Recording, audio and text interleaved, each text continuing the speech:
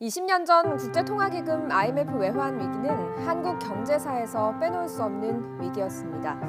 외환 위기 극복의 견인차 역할을 했던 강봉균 전 재정경제부 장관이 향년 74세로 세상과 이별했습니다. 강 전 장관은 1943년 전북 군산에서 태어났습니다. 집안 형편이 어려워 대학 진학을 포기하고 군산 사범학교를 졸업했는데요. 초등학교 교사로 돈을 벌면서 공부를 해서 늦깎이 대학생으로 서울대 상대에 입학했습니다. 대학교 3학년 때 행정고시 6회를 합격하면서 관계에 발을 내디뎠습니다. 한강의 기적시대, 경제개발 5개년 계획을 추진하던 경제기획원에서 초임 사무관으로 공직 생활을 시작하면서 한국 경제가 급성장하는 과정을 지켜봤습니다. 경제 정책에 대한 아이디어가 유달리 많아서 꾀주머니라는 별명이 붙었고 젊은 시절부터 가장 주목받는 경제 관료로 꼽혔습니다. 40대 이미 차관을 지내고 문민정부에서 정보통신부 장관에 오른 강 전 장관의 인생이 가장 빛난 시절은 역설적으로 한국 경제의 최대 위기 때입니다.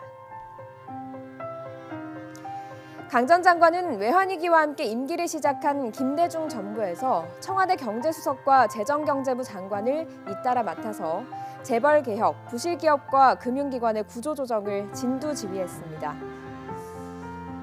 구조조정으로 실업자가 많이 늘어나면서 고통스러움에 잠을 이루지 못할 때가 많았다.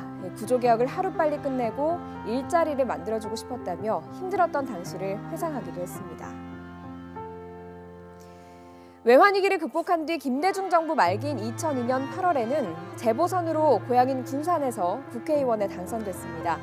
18대까지 3선을 하며 당내 경제통으로 역할을 했지만 2012년 3월 19대 총선을 앞두고 친노 지도부는 강 전 장관에게 정체성이 부족하다며 공천을 주지 않았습니다. 강 전 장관은 친노 입맛에 맞는 좌파만 정체성이 있냐는 쓴소리와 함께 곧바로 정계를 은퇴합니다.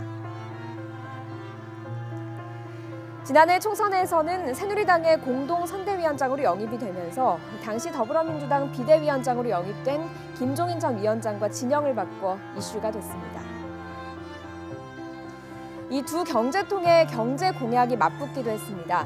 강 전 장관은 한국판 양적 완화 공약을 제시하면서 김종인 대표의 경제 민주화를 비판하기도 했습니다.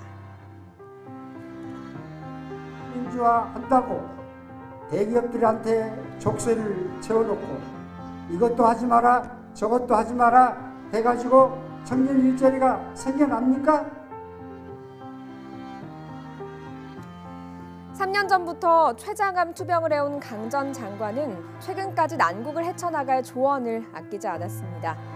지난해 11월 외환위기 당시 경제수장들의 기록인 코리안 미러클 4권 발간 보고에 참석한 모습이 경제 거목 강봉균 전 장관을 본 마지막 모습이 됐습니다.